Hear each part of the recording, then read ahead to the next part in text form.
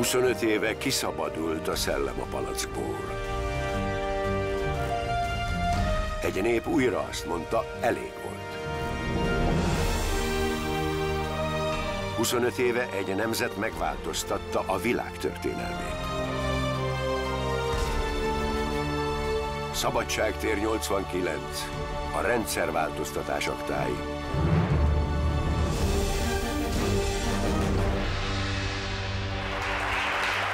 Jó estét kívánok! Önök az M1 történelmi talkshow-jának 26.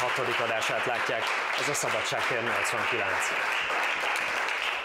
Nem tudom, emlékeznek-e még Ralph Dahrendorf szociológus professzor szavaira, amit az első adásunkban idéztem, miszerint egy politikai rendszert 6 hónap alatt le lehet váltani, egy gazdasági rendszert 6 év alatt lehet átalakítani, a társadalmihoz viszont 60 év kell. Nos, mindez csak azért jutott eszembe, mert a Szabadságtér 89-et éppen 6 hónapja láthatják minden héten itt az M1-en. Az önök visszajelzései alapján büszkén mondhatom, hogy mozgóképes történelemkönyvünket az elmúlt fél esztendőben különböző generációk, idősebbek és fiatalok egyaránt igen lelkesen lapozgatták, amit ezúton is köszönök szépen. Ígéretünkhöz híven folytatjuk a múltidézést, hiszen rengeteg érdekes, tanulságos történetre bukkantunk, amelyek még jobban árnyalhatják a diktatúra természetrajzát és a kikényszerített 89-es változások szükségességét. Mai adásunkban Kádár János életútjával és halálával foglalkozunk.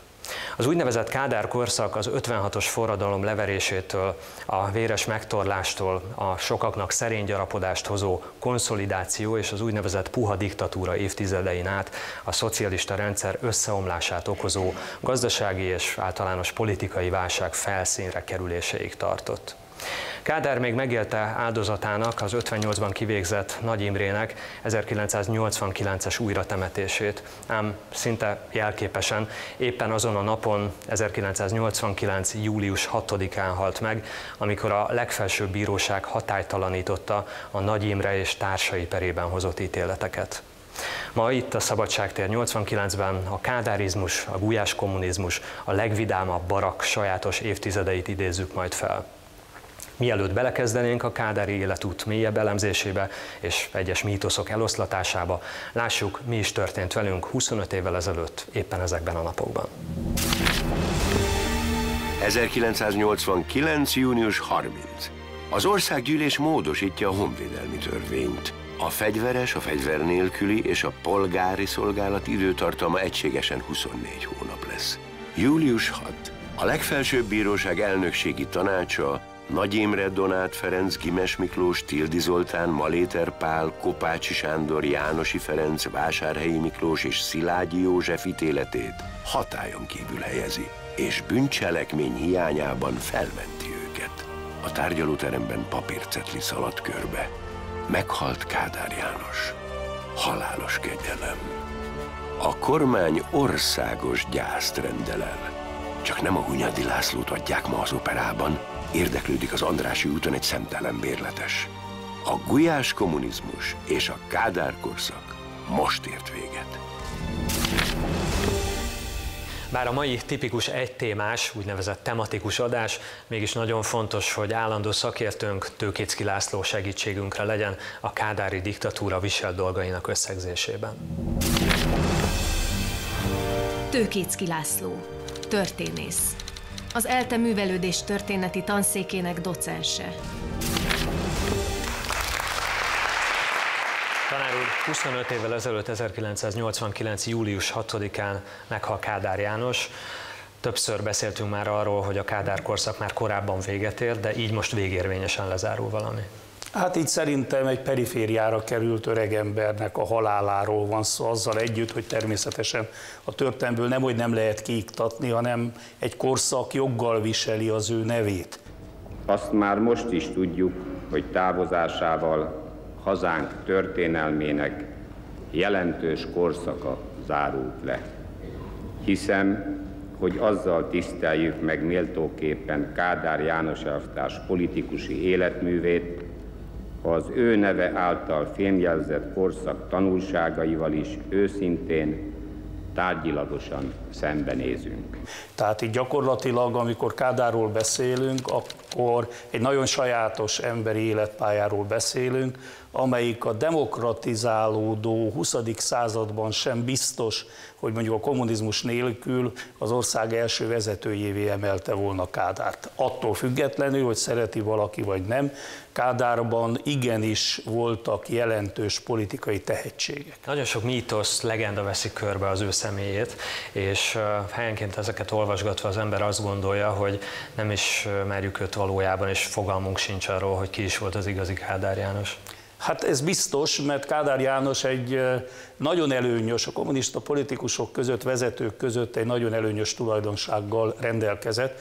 Nem tolta előtérbe magát, viszonylag visszahúzódó, tartózkodó ember volt, viszont szerintem annál inkább kézben tartotta a folyamatokat, és tulajdonképpen ezért kellett ilyen óvatos imázsépítéssel őt kiemelni. Ellentétben mondjuk Ceausescuval, vagy Walter Ulbrichttal, vagy a többiekkel, Kádárnak a mítosza az ilyen, hogy is mondjam, titokba, ilyen tudatosan terjesztett, kisebb-nagyobb, hogy is mondjam, jellegzetességekről, az egyszerű emberről például, az, aki a puritán emberről, stb. Tehát ez egy nagyon érdekes imázsépítés volt. Hogy mennyire kétarcú volt Kádár János, íme egy bizonyíték. 1982-ben például így igazította el az ellenzékkel foglalkozó belügyi illetékeseket, szó szerinti idézet következik. Rámenni, egyszerűen rámenni az Istenit az anyjának, hát ezt mindenütt a világon csinálják, és ez még nem is adminisztratív intézkedés, kellemetlenkednek nekik, no, mert már harmadszor veszik el a hajtási igazolványt, vagy mit tudom én, mi a rossz sebet. Hát miért nem lehet ezt megcsinálni? Lakást is megállapítják, hogy életveszélyes, átteszik szükséglakásba. Ez volt az atyáskodó Kádár János? Hát pontosan erről szól a dolog, hogy Kádár rájött arra, hogy a direkt típusú, kemény fellépések, azok nem jók. Tehát 56-ból azért ő levont egy-néhány nagyon-nagyon kézenfekvő tanulságot, és például ez a fajta, ha úgy tetszik, alattomos, hátulról melbe típusú megtorlások és egyebek igencsak jellemzőek voltak a Kádár rendszerre. Köszönjük szépen, tanár úr! Sokan sokféleképpen vélekedtek és vélekednek a mai napig is Kádárról. Nézzük meg egy csokorba kötve, hogy miképpen.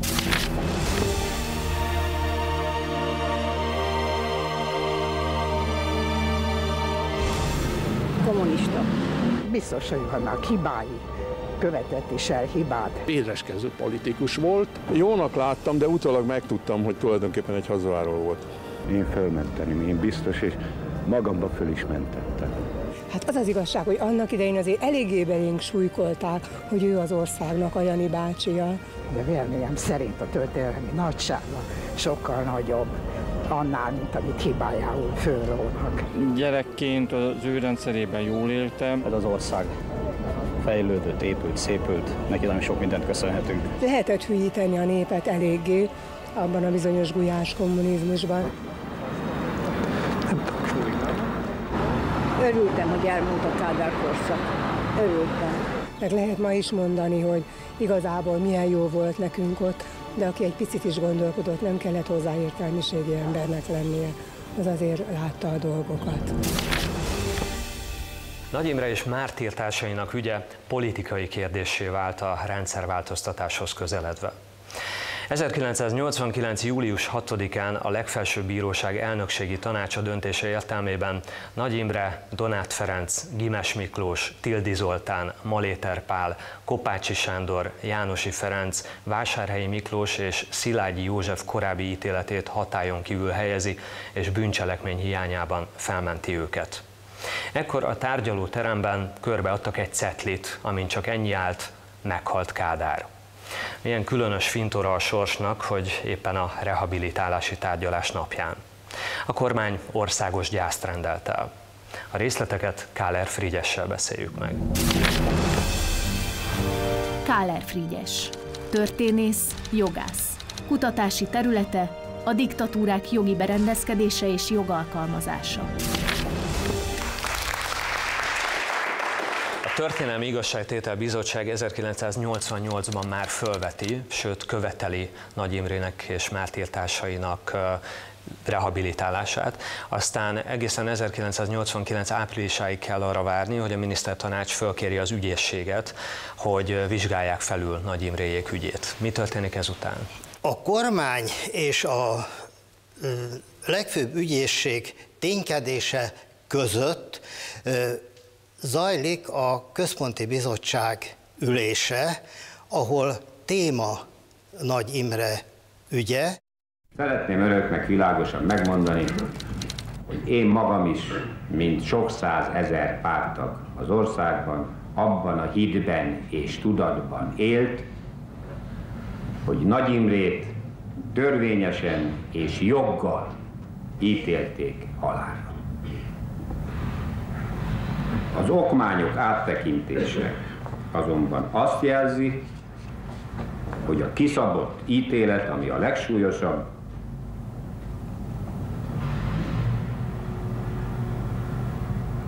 nincs tényekkel alátámasztva. Aztán megtörténik a temetés, és utána valami módon állást kell foglalni a Nagy Imre ügybe. Ennek egyébként Horn Gyula volt az egyik előadója, aki kifejtette a Központi Bizottság előtt, ma is tanulmányozható ez a megjelent jegyzőkönyvek olvasása során, hogy a Nagy Imre végeredményben semmi olyat nem tett, amiről a szovjetek ne tudtak volna, és amit nem a szovjetek jóváhagyásával tett. Nagyon furcsa dolog. És azt is megállapítja, és ezt megállapítja aztán a Központi Bizottság, hogy tulajdonképpen a Nagy Imre elítélése az ártatlanul történt.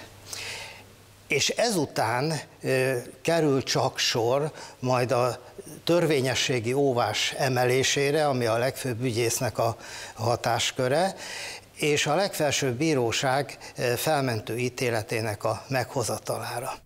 Indítványozom, hogy a legfelsőbb bíróság elnökségi tanácsa a törvényességi óvásban kifejtett indokok alapján a legfelsőbb bíróság népbírósági tanácsának 1958-ban hozott ítéleteit helyezze hatályon kívül.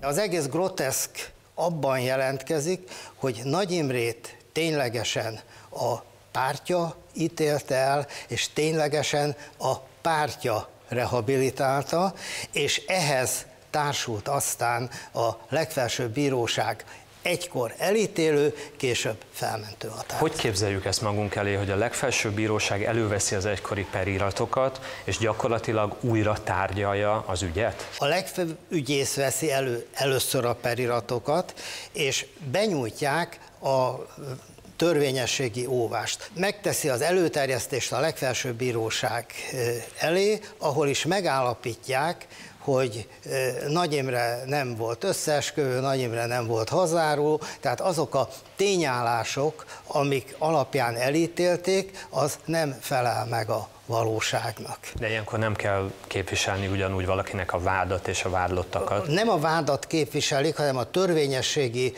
óvás előterjesztőjét, a legfőbb ügyészt képviselik, tehát ott van a legfőbb ügyész, illetve a képviselője, és hát megjelennek a védők is a egykori elítéltek részéről, tehát ez egy ilyen tárgyalás formájába zajlott, hát ma már nincs törvényességi óvás, mert az intézmény később megszűnt, akkor ez még élt, és ennek formájába történt Nagy Imréknek a jogi rehabilitációja. Igaz, vagy pesti legenda, hogy a tárgyalóteremben körbeadnak az ott jelenlévők egy cetlit, amin Kádár halálhíre olvasható? Én nem voltam ott ezen az időben a legfelsőbb bíróságon, de kollégám ott volt, és megerősítette, hogy tényleg körbejárt ez az ominózus cédula, amire az volt fölírva, hogy Kádár meghalt. Köszönöm szépen, hogy itt volt. Kádár János 1912-ben született. Eredeti neve Csermanek János. Fiumében egy cselédlány törvénytelen gyermekeként látta meg a napvilágot. Írógépműszerésznek tanult, de a szakmájában egy percet sem dolgozott. Fiatalon szenvedélyes sakkozóként került közel a munkásmozgalomhoz. Megnyert egy sakkversenyt, amiért Engels Anti-Düring című kötetét kapta ajándékba. A marxista filozófia azonnal felkeltette az érdeklődését, a Kádár nevet is ekkor vette fel. Alig 21 éves, amikor börtönbe zárták 2 évre, pedig mindent bevallott. 10 évvel később már ugyanannak a pártnak egyik első embere. A Rózsadombi Cserje utcában lakott, felesége Tamáska Mária volt. 1948-tól belügyminiszter. Jó barátját, Rajk Lászlót váltotta a poszton. Kulcs szerepet játszott a Rajk-perben és Rajk László elítélésében. 1951-ben ismét letartóztatták és életfogytiglanira ítélték. Nagy Imre közbenjárására szabadult. 1956 után már a szovjet vezetés sem erőltette Nagy Imre kivégzését, ahhoz inkább Kádár ragaszkodott. Az MSZNP-KB első embereként 32 éven át szinte teljhatalommal irányította az országot.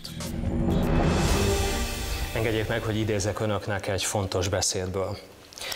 Kádár János gyáva ember volt. Élete minden szakaszában, minden próbatételénél üzembiztosan gyáván és méltatlanul viselkedett. Alattomos és ezért kegyetlen és kíméletlen ember volt. Nem volt művelt, de jó eszű volt, jó volt az ütem és taktikai érzéke is. Idővel türelmes, halogató, a nyulat a bokorból kiugrasztani képes, tekintélyes politikussá nőtte ki magát. Kádár életében nem volt semmi nagyszabású. Igazi antihős volt, akinek pályafutását árulások, cserbenhagyások, megfutamodások, megalkuvások szegélyezték.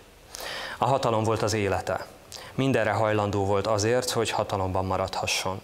Mert azt hitte, amíg hatalma van, nem kell félnie. Kádár egész életében attól félt, hogy áldozatai egyszer majd fejére olvassák bűneit. Többek között ezeket mondta Schmidt Mária történész egyik a Kádár rendszerről szóló beszédében a 20. század intézetben. Egy biztos, Kádár a mai napig is megosztó személyiség, igazi Janus arcú politikus, akit sokan a nép barátjaként, egy jóságos, puritán emberként tiszteltek, mások pedig gyilkosnak kijáró megvetéssel gyűlöltek. Vendégem Hollósy Dániel. Hollósy Dániel, történész. Kutatási területe az illegális kommunista párt története.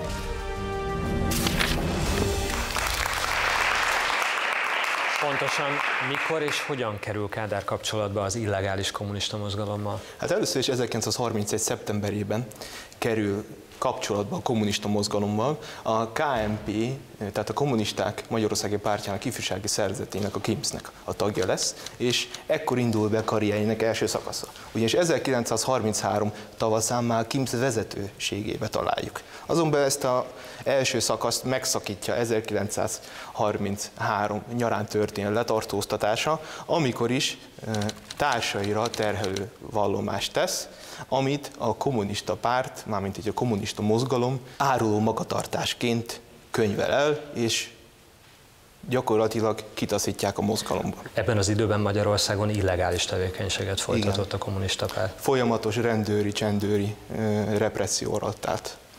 És miután a társait elárulja, mi történik vele? Hát börtönbüntetése letöltése után a 30-as évek végén kerül újra kapcsolatba a mozgalommal. Itt többek között a kommunista pártot folyamatosan nyomasztó emberhiány miatt is, és 1940-ben is elnyeri a párttagságot. És ettől az időponttól indul be karrierjének másik szakasza. Megbocsátanak neki az elvtársak? Megbocsátanak neki, és tulajdonképpen hivatásos forradalmár lesz, ami azt jelenti, hogy a magánéletét is gyakorlatilag háttérbe szorítja a kommunista párt szolgálatának érdekében. És hogy lesz a kommunista pártból egyszer csak békepárt? A második világháború alatti nagy kommunista ellenes nyomozások során lefejezik a kommunista párt vezetését, és ennek köszönhetően 43. februárjában a párt első titkára lesz. És ebben a helyzetben, amiben van a kommunista párt ekkor, ő megpróbálja újra szervezni, és a moszkvai elvárásokat, hogy teljesítse, megpróbál egy úgynevezett antifasiszta egységfrontot létrehozni a Horthy rendszer legális ellenzéki pártjaival, tehát a német ellenes egységfrontot. Taktikai okokból, hogy hatékonyabban vegye föl a tárgyalásfonalát ezekkel az említett tehát az ellenzéki pártokkal, átnevezi a kommunista pártot békepárttá. A kommunista internacionálé, azaz a Komintern ez időtájt szólítja föl az összes kvázi tagszervezetét, hogy küzdjenek a fasiszta, a náci Németország ellen. Kádárék komolyan veszik ezt a kérést, de aztán végül mégis ez lesz a vesztük. Miért? Azért, mert félreértelmezik Moszkvának a politikai irányvonalát. Ugyanis a KMP feloszlató röpiratában azt az utasítást adja, hogy minden egyes kommunista egyénenként küzdjön a náci Németország és csatlósai ellen. Na ők ezt úgy értelmezték, hogy csak a náci Németország ellen kell harcolni, hogy a náci ellenes tevékenység érdekében akár még magával a rendszerre is ki tudnának egyezni. Tehát a Horthy rendszerre. A Horthy rendszerre, igen. És később ebből egyébként komoly problémái lettek Kádár Jánosnak. Miféle problémák? Hát 45 után a Moszkvából Magyarországra érkező Gerő Ernő, Rákosi Mátyás ezt az egész tettet tulajdonképpen ezt áruló magatartásként értelmezik. Már megint ez az árulás. 45-ben súlyos pártfegyelműen részesítik, ekkor már egyébként érezhette a feje fölött Damoklész kardját, majd a 45 óta zajló folyamatos ilyen kommunisták közötti belső leszámolások egyik fejezeteként 1951-ben egy koncepciós pert alakítva köré, a békepárt ügy köré elítélik, letartóztatják és elítélik. Többek között ennek tudható be, ha igaz a legenda, hogy Kádár János soha nem mondta ki se Rákosi, se Nagy Imre nevét. De menjünk vissza még egy picit 1944-be, hiszen Kádárt letartóztatják 44-ben. Elég mozgalmas életút, és aztán a letartóztatás körülményeivel kapcsolatban is furcsa magyarázkodásokat olvashatunk a történelemkönyvekben. Igen, szóval 1944. március 19-e a német megszállás után a kommunista párt úgy dönt, hogy megpróbálja felvenni a kapcsolatot Tito kommunista partizánjaival, és rajtuk keresztül pedig helyreállítani a háborúban megszakadt kapcsolatot Moszkvával. Azonban erre az útra Kádár János vállalkozik, azonban ezt az egész utat rosszul szervezik meg, és saját bevallása szerint ugye a határon, a jugoszláv-magyar határon letartóztatják, és mivel papírjai szerint egy katona szökevényként ítélik el 2 évre. Tehát nem ismerik fel elfogói. Legalábbis ezt mondja Kádár János. Ehhez képest mi történt? Azonban ez az ügy több szempontból is problémás, mivel Kádár ekkor a párt első embere, ezért ez egyik legkeresettebb ember Magyarországon, és mivel büntetett területi rendelkeztek a magyar királyálambiztonsági szerveknél a fényképével, új lenyomatával, személyleírásával. És tulajdonképpen van egy német jelentés, amely megcáfolja a kádári elbeszélést ez az eseménye kapcsolatban, ugyanis ott feketén-fehéren van írva, hogy Csermenek Jánost, a békepárt első titkárát letartóztatják. Ennek a napvilágra kerülésével Kádárt akár politikailag zsarolhatták is. Igen. És a párttörténetírás, marxista szakirodalma és Kádár életrajza is lényegében a Kádár-féle verziót veszik át, és senki sem foglalkozik ezzel a jelentéssel.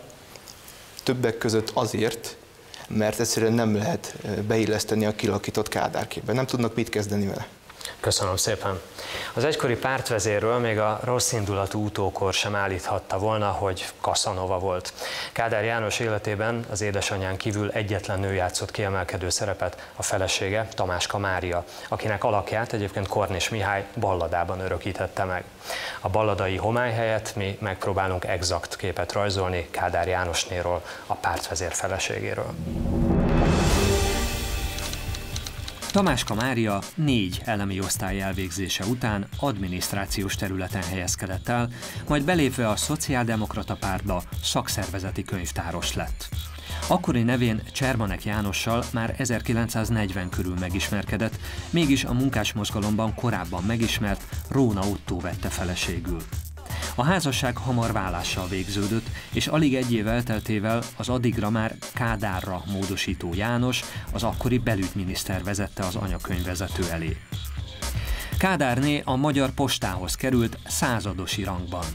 Az AVH alkalmazásában a magánlevelezésekre szakosodott, felbontotta és kiértékelte más emberek legszemélyesebb közlendőit. Az 50-es években a párton belüli kiszorítósdi férjét börtönbe száműzte. Őt is kirakták az állásából, nem különben a rózsadombi Cserje utcai villából. Egy játékbabákat gyártó üzembe került, de nem sokáig ette a számüzetés keserű kenyerét. Kádár rehabilitálása után egyenesbe került, személyzeti osztályvezető lett belőle a Magyar Távirati Irodánál. 1958-ban már a Minisztertanács tájékoztatási hivatalának osztályvezetői székében találjuk. Tamáska Mária felügyelte a kiemelt politikai vezetőknek küldött, szigorúan titkos állambiztonsági jelentéseket. A külföldi emigráns sajtó ideológiailag veszélyes elemeinek kiértékelése, illetve megsemmisítése is feladatai közé tartozott. Főcenzori állása mellett persze nem kis része volt a párt és az ország ügyeinek intézésében.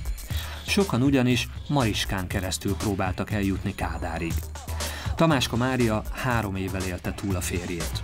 80 esztendősen 1992-ben halt meg. A Kádár legendárium máig makacsul élő, talán legerősebb mítosza, hogy a kommunista diktátor legalább puritán ember volt, aki csak sakkozni szeretett, miközben a viaszos vászonnal takart hokedlén gyöngéden gőzölgött egy kis láboskányi krumplileves, netán grízes tészta. A Magyar Szocialista Munkáspárt egykori első titkáráról elterjedt legenda cseppet sem felelt meg a valóságnak. Az 56-os forradalmat szovjet tankok segítségével leverő, a forradalmárok kivégzését irányító kommunista pártvezér épp úgy villalakásban lakott, vadászni járt és Mercedes-szel közlekedett, mint párttársai. Kádár pont ugyanolyan jólétben élt, mint a többi vezető, lehet, hogy egy kicsit visszafogottabban, de azért minden létező kedvezménnyel élt. Egy legenda és annak cáfolata következik Horváth Attilától. Horváth Attila, történész, jogász, habilitált egyetemi docens. Kutatási területe a magánjog és a szovjet típusú diktatúra története. Soroljuk föl szerintem a legismertebb vagy a legközismertebb kádári mítoszokat. 1956. november 4-e után hosszú ideig Kádár az egyik legmegvetettebb, legutánivalóbb figurája Magyarországnak, aki a szovjet tankkal érkezik ide, leveri a szabadságharcot, rettetes megtorlást végez, de már ekkor szép lassan elkezdik súlykolni azokat a különböző propaganda technikákat, eszközöket, amely révén fölépítik Kádárnak tulajdonképpen az imázsát. Hozzá kell tenni, hogy hogy mennyire tudatosan dolgozták ki, erre nincsenek igazából bizonyítékaink, de az igen, hogy rendkívül raffináltan és nagyon ügyesen, tehát a maguk módján nagyon ügyesen csinálták. Tehát például még korábban címlap történet valaki, és hatalmas fényképei, szobrai vannak az ország minden területén, Kádár háttérbe vonul, és rejtett üzeneteket küldenek a lakosságnak. Tehát például az, hogy őt megkínozták, és hogy ő mártírja a Rákosi rendszernek, hogy őt bebörtönözték, és őt bántalmazták, az nem a legális magyarországi sajtóban és médiában jelenik meg, hanem a nyugati emigrációban oda juttatják ki ezt az információt, majd például a Szabad Európa Rádió bemondja. És így az emberek számára sokkal inkább hihetővé tűnik ez az egész történet, és 89-ig tartja az a legenda, hogy őt milyen rettenetesen bántalmazták. Amiről nem tudunk egyébként ebben a pillanatban semmit. Hogy így volt-e? Hát azt tudjuk, hogy őt különösebben nem bántották, tehát azok, amiket elmondtak róla, ezekről ő maga is bevallja az utolsó interjújában, hogy ezek nem igazak. Ő a párt utasítására tett beismerő vallomást, tehát nem azért történt mindez, mert ilyen brutális kínzásoknak vetették alá. De ez mindenesetre egy ilyen jó imást adott már önmagában Kádárnak, hogy ő is megszenvedte a Rákosi korszakot. Egyébként kétségtelenül éveket ül börtönbe, tehát azért ebbe volt ennyi igazság. Utána jön az a másik, amit felvetett, a másik téma, ez a puritánsága. Ugye a legtöbb kommunista vezető megszédülve a hatalmától hatalmas udvartartást hoz létre, hozzátartozóit különböző pozíciókba ülteti, és mindenféle módon fényűző életet él, és ezeket nagyon nehéz sokszor eltitkolni az egyszerű nép elől. Kádár ebben az esetben rendkívül ügyesen és visszafogottan azt a képet sugározza magáról, hogy ő egy rendkívül puritán ember, ő neki nincsenek ilyen alűrjei, és hát kétségtelen igaz, hogy például nagyon vannak rokonai, akiket mondjuk előtérbe helyezett volna, a gyermekei nincsenek, testvérek fiatalon meghal, nincsenek is olyan kapcsolatai, nincsenek barátai se. Tehát ő azokkal találkozik, azokkal beszélget, akik a közvetlen munkatársai, magán élete szinte teljesen ismeretlen, vagy ha van, akkor is elzárt a külvilág elől. Azt is szigorúan titkolják, hogy ő milyen elegáns villában él, hogy a környékbeli telkeket is megvásárolták, és ott egy zsidó családot üldöztek el erről a helyről, és annak abba az épületbe költözik be. Hogy mutassa a puritánságát, például betemetteti azt az úszómedencét, ami ott neki korábban volt, és csirkéket etett, ugye, és még azt a legendát is terjeszti, hogy I. és Gyula, a szomszéd, az reklamál a korai kakas kukorékolástól, ami persze nem volt igaz. Tehát egy ilyen egész imázs épül ki az ő puritánságáról, miközben pedig kastélyai vannak, vadászterületei, az év 12 hónapjából legalább 2 hónapot ezzel tölt el. És még egy dolog, ami bizonyos félreértésre ad okot, hogy általában méregetni szokták ezeknek a vezetőknek a fizetését. Tehát Kádárnak önmagában a fizetése nem olyan túlságosan magas, csak hát gondoljunk arra, hogy ő nem fizetett a lakásért, nem fizetett a fűtésért, tehát a közüzemi számlákat nem fizette, nem kellett neki tulajdonképpen semmilyen különösebb költségre áldoznia, nem kellett autót fenntartania, többen ugrottak minden egyes intésére, és kiszolgálták őt, ellátták őt mindennel, tehát tulajdonképpen ő már úgy élt, mint a kommunizmust, ahogy elképzelték az utópiában, csak ő egyedül.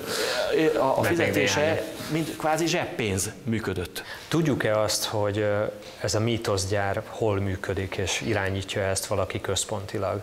Mert mindaz, amit eddig elmondott, ma úgy mondanánk, hogy egy kiváló kommunikációs gépezet van mögötte, a mai kor minden vívmányával és eszközével, hát akkor nem voltak ilyenek. Hát igen, csak ugye teljesen mások a viszonyok. Ma egy politikus, ha szeretne valami ilyen PR tevékenységet folytatni, akkor fölvesz szakértőket, akik komoly összegekért ezt megteszik. Akkoriban az egész államaparátus a szolgálatába állt egy ilyen vezetőnek. A másik dolog, amiről nem szabad megfeledkezni, hogy mögötte van a titkosszolgálat, amelynek külön például egy dezinformációs csoportja is segíti őt. Csak egy apró érdekesség, még politikai vicceket is gyártanak. Ugye ez az a korszak, ami tele van politikai viccekkel, amelyeknek a legnagyobb része Kádárnak a kárára készülnek, tehát Kádár kigúnyolására vagy kifigurázására készülnek, de ez a dezinformációs osztály készít pozitív Kádár vicceket. Tehát amikben Kádár pozitív szerepet tölt be. Itt van népünknek a bölcs vezére, Kádár elvtárs, aki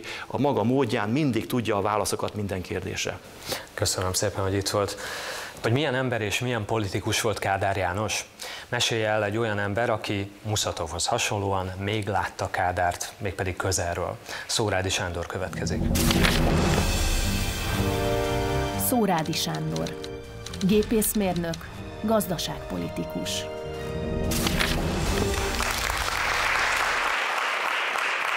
Itt ült a stúdióban az adás eleje óta, és hallotta mindazokat, akik megszólaltak ma Kádár Jánossal kapcsolatban.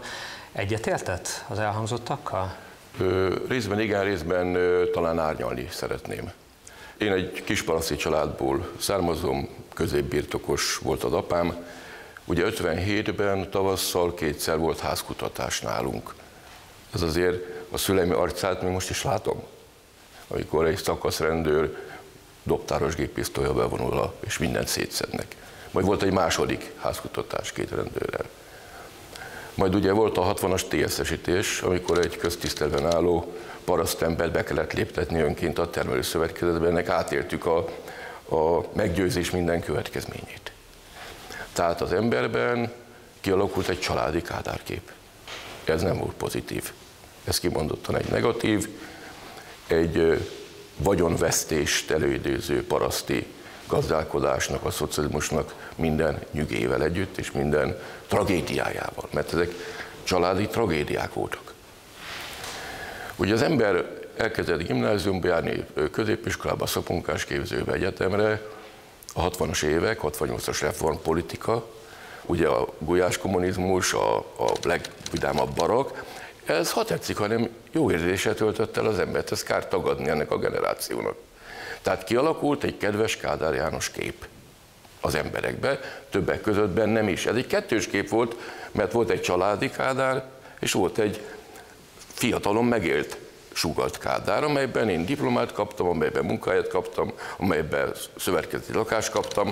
Tehát azért megvoltak ennek azok az építő kockái, ugye nem titok. Én a KISZ Központi Bizottság gazdaságpolitikai titkára voltam 1983-tól, és akkor találkoztam szűk körben Kádár Jánossal. El kell mondjam, hogy nagyon nagy meglepetés volt az első találkozó. Milyen szempontból, pozitív vagy negatív értelemben? A kedves Kádár János, amely az emberbe kialakult, az nem igaz. Tehát Kádár János egy kőkemény, egy sziklaszilárd ember volt. A másik oldalról viszont azt is el kell mondani, hogy Kádár Jánosnak volt egy aurája, erről keveset beszélünk. Szóval, ha ő belépett egy terembe, akkor ő belépett egy terembe. Ha úgy jelent meg, hogy ridegen, akkor megfagyott a levegő, ha úgy jelent meg, hogy mosolygó, akkor öröm taps volt. Voltak neki bizalmasai, bizalmi emberei, barátai? Nem, szerintem, ahogy én megismertem a környezetét, ő túl volt már ezen. Tehát ugye itt beszélgettünk az árulásról. Kádár árulásai azok a környezeti tényezőtől függnek, mindig magyarázható, de mindig a túlélés szolgálja. A Kádár azt is tudta, azt az abszolút tételt, hogy a hősökre mindig a túlélék viszik a koszorút. A hősök sírjaira. Igen. Tehát ő koszorúzni szeretett, és nem pedig hősnek lenni. Mikor találkozott vele utoljára? Amikor vége volt a párt értekezletnek, ahol őt tiszteletbeli elnökké nyilvánítottak, és megbukott a politikai bizottság. 1988-ban. Ez egy esős nap volt. A építők székházában volt, és az építők székházának volt egy kijárata, ahol mindig beálltak a PB kocsik, meg a miniszterelnöki kocsik, ahol be lehetett menni, tehát lejöttek egy külön lejárón. És azt figyeltem meg, hogy ki hogy jön le. És akkor láttam utána Kádárt lejönni. És hogy jött le? Abszolút megtörten. Fogta Mariska néni kezét, töprengett, de volt egy nagy pocsolya, egy tolcsa a lépcső és a kocsi között. És azt figyeltem, hogy ki jön keresztül a tolcsán, és kikerüli meg. Kádár János megkerülte. Tehát ő nem volt annyira gondolkodva, vagy a figyelmét nem mondta el, hogy hol megy keresztül. A többi tagoknak a 80% átgázolt a pocsolyán. Kádár abba halt bele, hogy Nagy Imrét újra temették, és hogy rehabilitálták őket? Nézze, erről ő nagyon sokat beszélt, ellentétben a közhiedelemmel.